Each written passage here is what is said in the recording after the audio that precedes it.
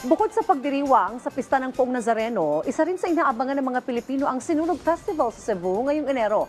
Pagdagsala mga deboto sa Basilica Minore del Santo Niño, patuloy na pinaghahandaan. Samantala, imahe ng Santo Niño, tuloy ang pagbisita sa mga jail facility at mga ospital. Yan ang detalye mula kay Jessie Atienza ng PTV Cebu. Dahan-dahang ipinasok sa Mandawi City Jail, male dormitory ang imahe ng Santo Niño. Kompleto sa props at costume, sinalubong ng pagsasayaw ng sinulog ng mga persons deprived of liberty ang imahe ng milagrosong bata. Isa lamang ito sa mga jail facility ng binisita ng imahe sa Metro Cebu.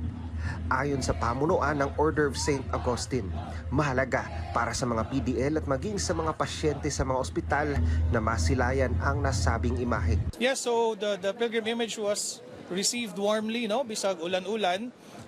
Daghan gyapon kayo nya nilot kay tan-awon kay na feel gid sa mga atong mga igsuon nga nasa ospital o sa prisuhan nga uban gid nila sa Santo Niño. That Santo Niño is united with them. Inihahanda na sa ngayon ang Pilgrim Center ng Basilica Minore del Santo Niño kung saan idaraos ang misa nobenaryo na inaasahang dadagsain ng libu-libong mga deboto simula ngayong Enero 8 hanggang matapos ang selebrasyon ng Fiesta Señor. Sa Pilgrim Center, maka-occupy ta dirag mga 5,000 ka devotees. So ang atong mga guards nakaibaw na sila nga once ma-reach na nato ang maximum capacity sa sulod sa Pilgrim Center, ato nang ihunungon ang atong entrance. So ang mga tao wala rin problema because makasimbal gyapon sila sa gawas, kay naman gyapon tayo i-put up nga mga LED stations, no? Nakapag-deploy na ang mga otoridad ng mahigit 6,000 mga security personnel sa Cebu City. May babala naman ang Police Regional Office 7 sa pagdaraos ng sinulog. Well, ang warning ko sa mga tao may masamang balak sa nagagawin sa sinulog is stop from doing it because we will catch you. And we will arrest you and we will jail you for sure.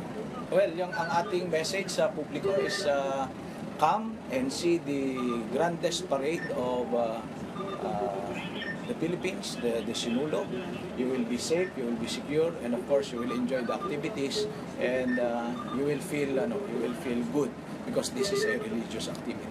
Sa tansya ng LGU ng Cebu City, aabot sa 4 hanggang 5 milyong katao ang makikisaya sa Sinulog 2026.